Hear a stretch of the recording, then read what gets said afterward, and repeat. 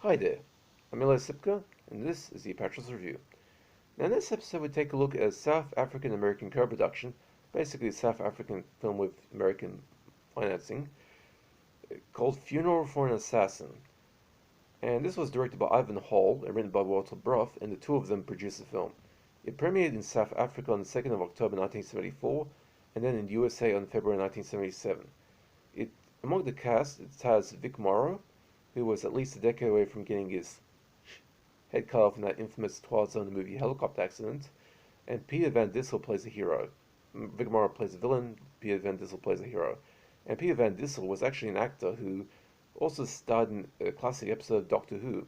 In the fifth Doctor era, which is the Peter Davison era, the guy with the white suit and the bowler hat, that one, a story called Visitation, where he played an alien android pretending to be a Grim Reaper.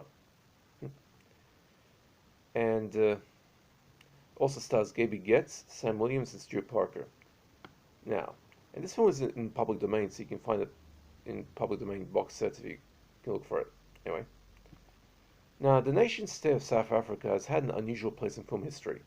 Up until the early 1990s, the country was the subject of international sanctions prohibiting American filmmakers from making movies there.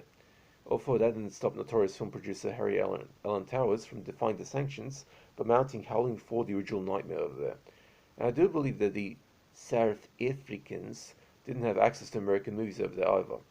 I'm pretty sure they did, but I'm not sure about that. Anyway.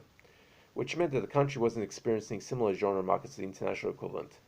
At the very least, the earliest Sarth Efriken horror films I could track down were from the middle to late 1980s, with one notable example being City of Blood, which itself was a rather schizophrenic blend of political thriller and supernatural slasher flick with very heavy racial elements in it.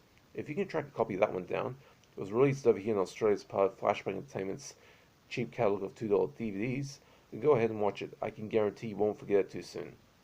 And the first Sarth Efriken slasher film didn't show up until 2002 with Slash, which for its part was the most chastity story-driven slasher you'll be likely to come across. No nudity and almost no gore. And that one did a very convincing job of making itself look like an American production, to the point that most people won't be able to tell the difference. Anyway, the subject of this review, the 1974 Ivan Hall feature Funeral for an Assassin, was a minor thriller made during the South African apartheid regime of the era, with American bankrolling as far as I can tell. Yeah, you gotta love that sweet American moolah. And like most films of its ilk, features a pretty schizophrenic plot and racial taunting. As far as story goes, get a load of this. Michael Cardiff, played by Vic Morrow, an assassin living in the USA, returns to his home country of South Africa on a mission of great importance against the white minority government there. He's also doing it for revenge. He is to assassinate the entire government so that the blacks can take over. I guess that they didn't want to wait the 40 years before they eventually do take over the country, considering what happened in South Africa during the 2010s. In order to accomplish this objective, he needs to set up the perfect bait to get all the police in one spot. He kills a prominent judge by poisoning him with an undetectable toxin, then waits for the state funeral, where using a bomb planted inside the church, he'll wipe out the entire government in one fell swoop. As Cardiff goes about his preparations, an agent for the South African Department of Internal Security, a bloke named Captain Everett Roos, tries to track him down and stop him. He comes pretty close to succeeding in blowing up the place, but he's stopped. Now, as far as those bloody South African movies go, this one's typical of their 1970s product. It also seems strange to point out that given the rather touchy political climate at the time, this film was briefly, and I do mean briefly, banned by the Sarth Efriken censors, who gave no reason for the ban, and then reversed it within a short time also without giving a reason. I'm guessing that those bloody Sarth Efriken censors just like to fuck with the country's audience. Some of those movies do tend to go a bit heavy in the police procedural side of things. I remember a movie from that era called Satan's Harvest. The title actually refers to a drug crop, which was in similar style but was pretty hilarious in places. Like the climax where the hero takes on the baddies with a 1920s version of concealed body armor and some seriously strange weaponry. And Funeral for an Assassin is going pretty much the same way. As for the cast, Vic Morrow is the only recognizable name in the cast list. I presume he was hired for marquee value. For those who don't know, marquee value means that basically a foreign country hires like a big name international actor for just to get their film better optics. And is also the only one who gives a pretty good impression.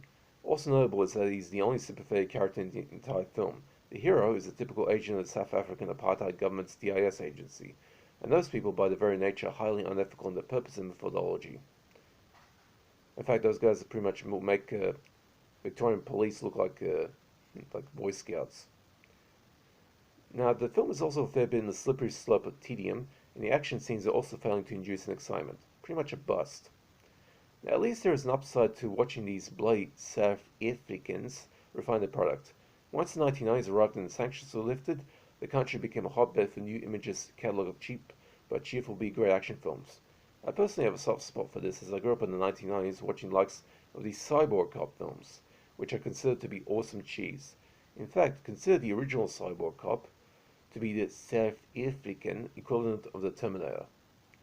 Now, Funeral for an Assassin gets a D, 2 out of 10. It's a generally bad film with some dubious Sarth Efriken political power plays into racial taunting, and actually Vic Morrow even does a disguise of blackface. Interesting. But not exactly bad enough to be unwatchable. If you're the brave type who isn't a member of those dastardly Cold of 2017 walkers, then this might prove to be a bit of an interesting watch. And like I said, this is actually in public domain. See, in fact, when I watched it, was on the Payless Entertainment 50 film pack of action classics. One of the very few 50 packs I've actually sold here in Australia. Anyway, so that's it for Funeral for an Assassin. It gets a D, 2 out of 10. It's bad. Not terrible, but bad. Okay, now I don't do requests, but if you have any questions about films or DVDs, just hit me up in the comment section. I'll be happy to answer.